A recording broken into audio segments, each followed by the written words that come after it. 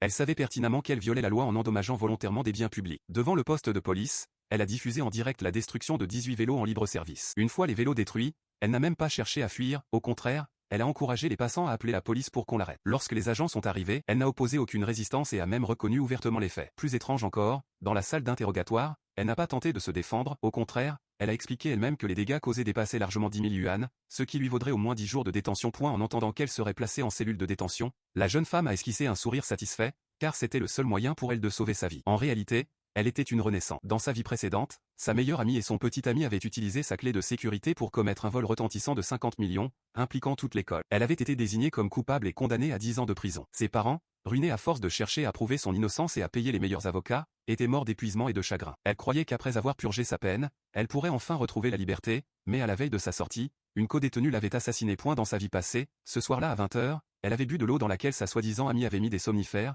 puis s'était endormie dans le dortoir. Son petit ami et sa meilleure amie avaient alors utilisé sa carte d'étudiante pour entrer dans la salle informatique, exploiter ses empreintes digitales prélevées à l'avance pour déverrouiller l'ordinateur, valider l'accès avec un enregistrement de sa voix, puis utiliser sa clé de sécurité pour transférer les fonds de l'école. À la fin, toute la faute lui était retombée dessus. Elle savait pertinemment qu'elle violait la loi en endommageant volontairement des biens publics. Devant le poste de police, elle a diffusé en direct la destruction de 18 vélos en libre service. Une fois les vélos détruits, elle n'a même pas cherché à fuir, au contraire, elle a encouragé les passants à appeler la police pour qu'on l'arrête. Lorsque les agents sont arrivés, elle n'a opposé aucune résistance et a même reconnu ouvertement les faits. Plus étrange encore, dans la salle d'interrogatoire, elle n'a pas tenté de se défendre, au contraire, elle a expliqué elle-même que les dégâts causés dépassaient largement 10 000 yuans, ce qui lui vaudrait au moins 10 jours de détention. En entendant qu'elle serait placée en cellule de détention, la jeune femme a esquissé un sourire satisfait, car c'était le seul moyen pour elle de sauver sa vie. En réalité, elle était une renaissante. Dans sa vie précédente, sa meilleure amie et son petit ami avaient utilisé sa clé de sécurité pour commettre un vol retentissant de 50 millions, impliquant toute l'école. Elle avait été désignée comme coupable et condamnée à 10 ans de prison. Ses parents,